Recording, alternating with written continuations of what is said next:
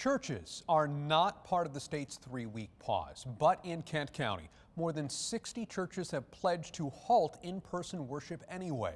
13 on your side's Elena Holland tells us more.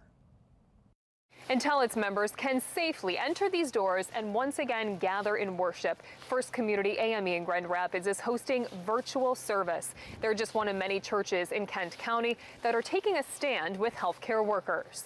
Standing in front of a camera is how Pastor Willie Golston gives his sermon. Sunday mornings, they're broadcast live over Facebook and Zoom. The only thing that's really missing is the physical presence. But he has that covered too. Photos of members fill the pews. I can actually see their faces in some particular way and feel their presence. It's important for Pastor Golston to keep his congregation away from the sanctuary for now. He is one of 61 Kent County pastors who signed a pledge to stop in-person service and limit other gatherings.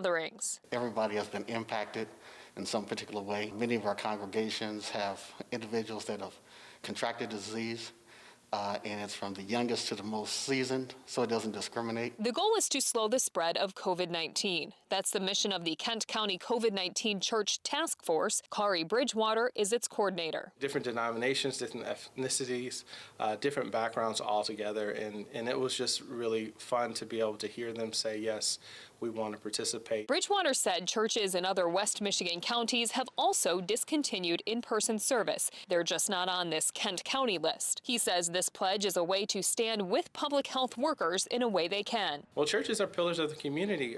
They're the place that people go for comfort, for solace, for wisdom, and also faith. Pastor Golston says churches that are still holding in-person service are putting everyone at risk. Disturbing, it's quite challenging, and it's quite alarming that you would put yourself at risk and others.